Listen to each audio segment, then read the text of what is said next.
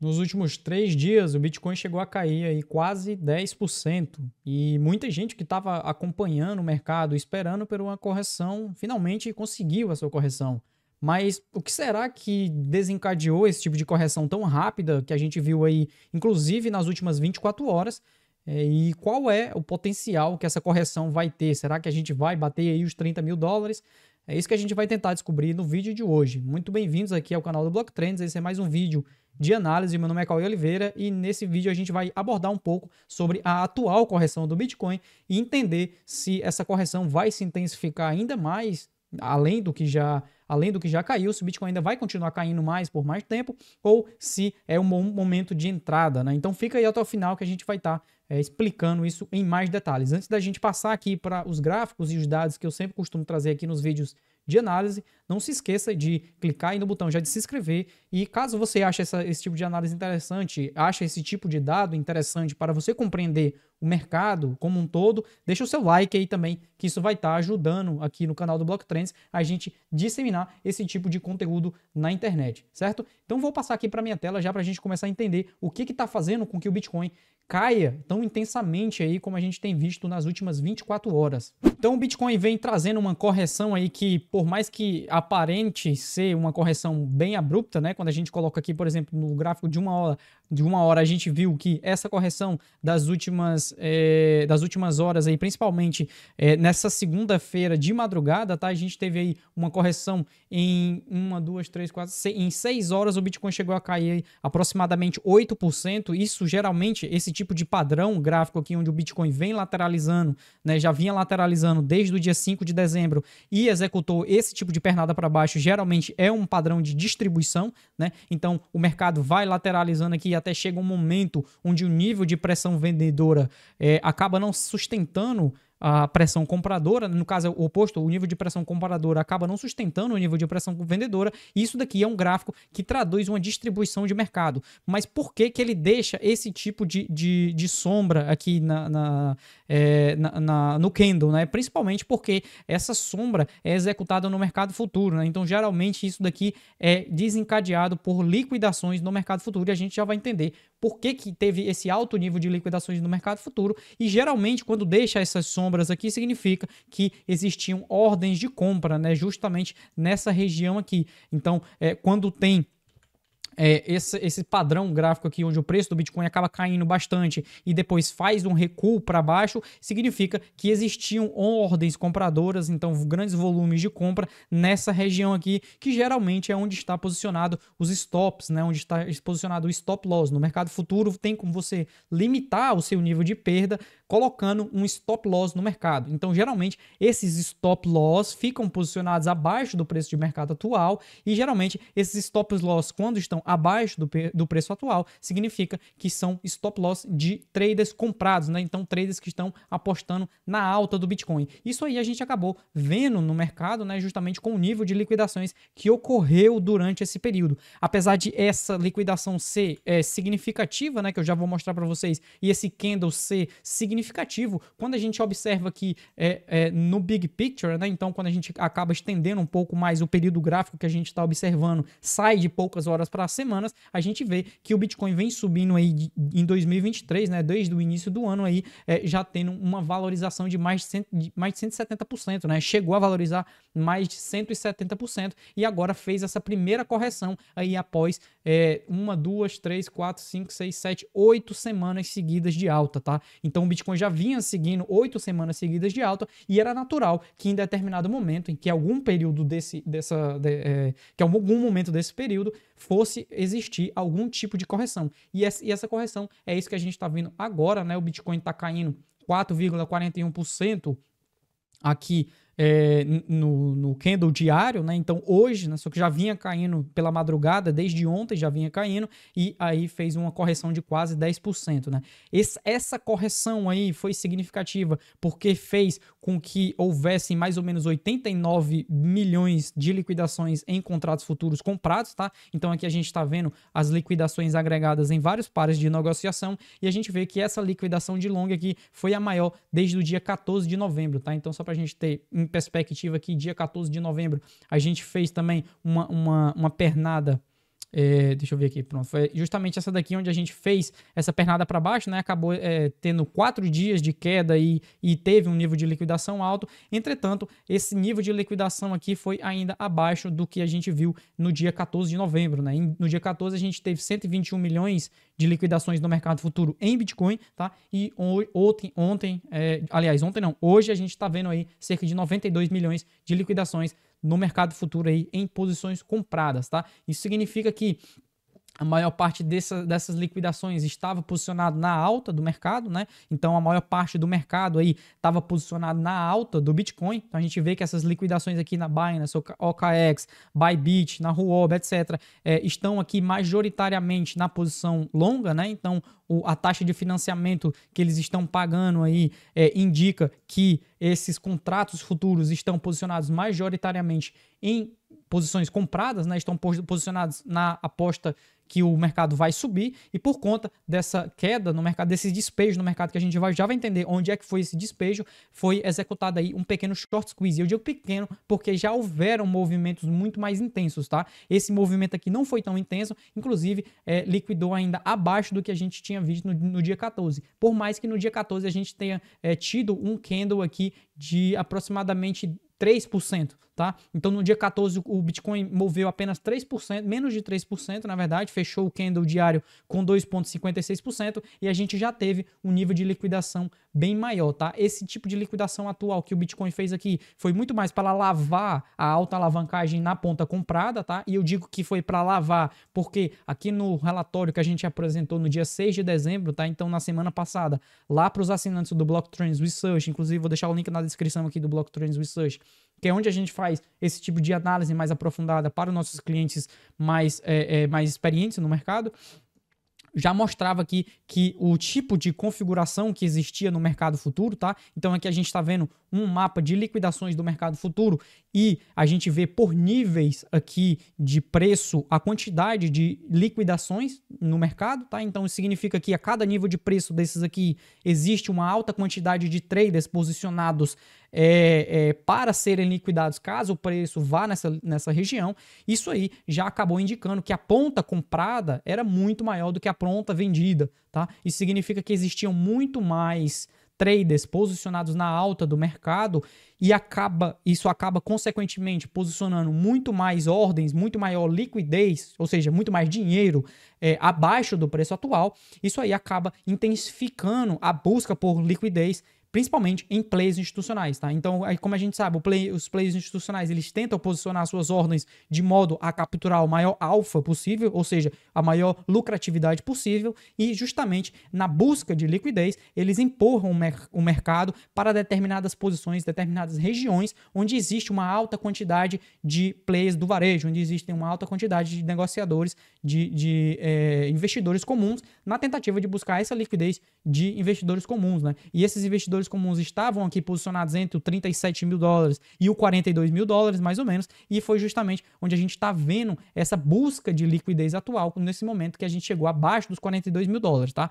Então, como a gente vê, abaixo dos 42, já existe bastante liquidez naquele período, tá? Lembrando, esse gráfico aqui foi mostrado no dia 6 de dezembro, tá? Então a gente já vai ver o gráfico atualizado, né? Como é que tá agora, depois dessa lavagem no mercado, tá? Só para lembrar, essa lavagem no mercado executou aí mais ou menos de 405 milhões de dólares nas últimas 24 horas em todos os pares de negociação. Então eu tô falando em Bitcoin, em altcoins também, certo? Isso significa que desses 405 milhões de dólares executados aí, liquidados no mercado futuro nas últimas 24 horas, cerca de 350 milhões foram em contratos comprados, tá? Isso significa que a maior parte dos players que estavam apostando na alta do Bitcoin foram liquidados nas últimas 24 horas. Isso acaba fazendo com que o mercado resete um pouco, tá? Esse reset eu quero dizer no sentido de que acaba fazendo com que a alta alavancagem que existia no mercado acabe sendo reduzida relativamente com aquilo que existia anteriormente, tá? E a gente consegue ver esses níveis de redução de alavancagem justamente através do Open Interest, tá? Então a gente estava aí mais ou menos no início de dezembro, entre 5 e 7 de dezembro, que foi esse topo local que o Bitcoin fez aí, a gente estava com mais ou menos 20,6 bilhões de dólares posicionados no mercado futuro, tá? Isso a gente vê através do Open Interest, né, que é o interesse aberto, mostra a quantidade de contratos futuros em aberto no mercado futuro, esperando serem executados, tá? Esperando que eles sejam fechados ou liquidados. E a gente viu aí uma queda de aproximadamente aí nos últimos dias, né, nos últimos 3, 4 dias, uma queda de cerca de 14,19%. Né? Isso daí significou quase 3 bilhões de dólares em contratos futuros, tá? Em queda, tá? Em redução de contratos futuros que estavam abertos. Foi uma das maiores reduções que a gente já teve aí nos últimos dias, né? Só não foi tão grande quanto a de agosto, né? Então a gente vê que é uma das reduções maiores dos últimos meses, na verdade, né? Isso acabou resetando parte do mercado, voltou aqui a níveis de mercado que a gente estava vendo no início de dezembro, né? Tudo que subiu em dezembro em termos de alavancagem caiu aí exatamente hoje, né? Tá caindo nesse momento. A gente tá vendo isso acontecendo no mercado atualmente, e essa liquidação, esse nível de liquidação acabou resetando parte do mercado, retirando parte da alavancagem e dando mais interesse agora, dando mais importância agora ao mercado à vista, tá? O mercado spot. E é justamente isso que a gente vai entender do mercado spot, em que foi que aconteceu para que seja executada essa correção, né? O que foi necessário para que essa correção foi executada, tá? Então daqui a pouco a gente vai ver por que o mercado caiu e quem foi que derrubou o mercado. Mas não sai daí por enquanto. A gente vai, antes disso, vai ver que essas correções são comuns, tá? Esse nível de correção no mercado, na verdade, nem é essa, na verdade, correções mais intensas de mercado que são comuns. Em média, a gente vê que nos bull markets aqui, o Bitcoin chega a cair entre 15% a 20%. Tá? Em todos os bull markets, as correções são em torno de 20% mais ou menos. Nesse bull market em específico, tá? Então é o bull market preto, né, que a gente está vendo aqui, que vem ocorrendo desde dezembro, né, desde o colapso da FTX, a gente não teve tantas correções de 20%. Né? Nós tivemos basicamente uma correção que chegou próximo de 20%, mas não tivemos ainda correções mais de 20%. Né? Isso significa que ainda há espaço para correções mais significativas ocorrerem no mercado, e é justamente nesse momento que os traders, né, principalmente investidores que pretendem fazer um tipo de alocação mais estratégica, devem se posicionar no mercado. Tá? E para a gente entender quem foi que derrubou o mercado nesses últimos dias, tá? Aqui eu trouxe 3 CVDs, né, 3 deltas de volume cumulativo. Aqui a gente observa justamente a discrepância de volume comprador e volume vendedor. Quem me acompanha sabe que eu gosto de fazer minhas análises muito relacionadas ao CVD, e o que a gente viu aí é que existem 3 padrões diferentes, tá? Aqui na primeira imagem a gente está vendo a Binance, tá? Então Coinbase. Então aqui é a Coinbase, vou colocar aqui até para vocês verem melhor no gráfico. Coinbase, aqui é a Binance, certo? Aqui é a Binance, e esse terceiro de baixo é a Bitfinex. Então, como a gente consegue observar aqui no gráfico da Coinbase, né, no CVD da Coinbase, a gente teve essa distribuição no topo, tá? Em termos de 50 milhões de dólares vendidos no topo ali justamente, certo? Por outro lado, na Binance, a gente já tem um padrão de distribuição de venda de mercado aqui já há um bom tempo, tá? Então, desde outubro, a gente está vendo distribuição no mercado à vista na Binance. Entretanto, na Bitfinex é aí que as coisas ficam diferentes, tá? Porque o que a gente estava vendo na Bitfinex era um padrão um tanto quanto neutro, né? Então, tinha compra, tinha venda, isso não executava grande pressão em nenhuma das pontas, em nenhuma das direções, tá? Só que o que a gente viu justamente no dia 6 de dezembro aqui, foi uma ordem vendedora na magnitude de 178 milhões de dólares. Essa ordem no dia 6 de dezembro marcou justamente o topo, foi onde o Bitcoin parou de subir, né? Então a gente estava subindo aí, já fazia mais ou menos 5 dias que a gente estava subindo, e quando ocorreu no dia 6 de dezembro a gente parou de subir. Por que a gente parou de subir? Porque players institucionais lá na Bitfinex executaram um alto volume vendedor, tá? Isso significa que players institucionais na Bitfinex acabaram despejando no mercado aí aproximadamente 178 milhões de dólares. Isso aí acabou acarretando na parada, né? Então deram uma parada na subida do Bitcoin. A partir daí, players do varejo depois, né, acabaram executando mais ordens na magnitude de 80 a 100 milhões de dólares por dia nos dias seguintes, né? Então esse volume vendedor aí iniciou em venda institucional e continuou através do volume do varejo, né? Então o varejo acabou executando ordens vendedoras depois que players institucionais na Bitfinex executaram essas ordens aí também, tá? Então em níveis de correção a gente precisa observar um dos principais níveis de correção aqui é justamente esse gap que existe da CME, tá? Então da Chicago Mercantile Exchange, geralmente esses gaps que acontecem aqui, né? Então a gente tá vendo aqui, isso aqui é um gap, né? Quando o fechamento de um candle e a abertura de outro, existe um espaço aí justamente porque a CME ela é negociada no mercado tradicional, né? Então, diferentemente do mercado spot à vista do Bitcoin normal, que negocia 24 horas por dia, todos os dias por semana, a CME só negocia nos dias de semana, tá? Então, durante o final de semana pode ser que exista aí algumas variações, aí pode ser que existem aí, de um dia para o outro também variações de preço aí deste período, né? Essa variação de preço, esse gap que está posicionado na CME, está posicionado atualmente em $39.640, tá? Geralmente, estatisticamente, todos os gaps da CME são fechados posteriormente, então o Bitcoin acaba indo fechar esse gap, significa que é bem provável que o Bitcoin possa vir a retestar essa região aqui dos $39.000 para fechar esse gap, tá? Mas no que diz respeito à correção, que a gente tem acostumado ver aqui nos bull markets de aproximadamente 20%, né? Isso aí pode fazer com que o preço do Bitcoin, tá? Então a gente está vendo aqui que a correção já iniciou após o topo. E 20% seria mais ou menos na faixa de $35.000, tá? Então seria bastante condizente também com os últimos suportes estabelecidos pelo Bitcoin, que seria aqui nos $35.000, tá? Então pode ver que existe uma confluência bastante interessante, tá? Não só suporte, mas aqui que era uma resistência, né? Aqui nos $35.000 foi rompida, depois testada como suporte uma e depois duas vezes, acabou também se transformando na região onde, caso ocorra uma queda, será uma queda de 20%, condizendo aqui com esses padrões cíclicos de correção do bull market, tá? Então, só alguns níveis aí para que vocês tenham em mente, tenham em consideração, caso o Bitcoin mantenha um padrão corretivo por mais dias, tá? E lembrando que esses padrões de correção dentro de bull market são geralmente oportunidades para players alocarem capital e fazerem posicionamentos estratégicos. Estamos dentro de um bull market, estamos dentro de um período de valorização do ativo e principalmente com vários fatores aí que ocorrerão no próximo ano, como halving, como ETFs, como entrada maior de liquidez, como o início de um processo de expansão monetária pelos estados aí ao redor do planeta. Então tem vários fatores que poderão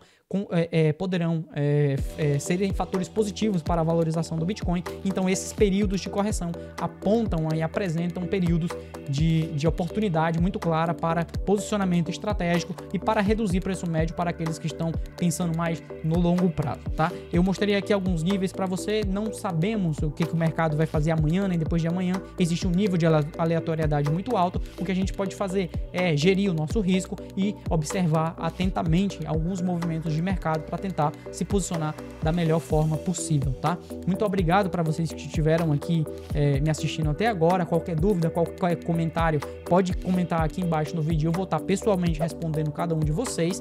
E não se esqueçam de se inscrever aqui no canal do Block Trends para receberem mais conteúdos como esse. Toda semana eu estou fazendo análises aqui e tem vários outros conteúdos também que vocês podem acompanhar, tá? Deixa o seu like aí e a gente se vê no próximo vídeo. Tchau!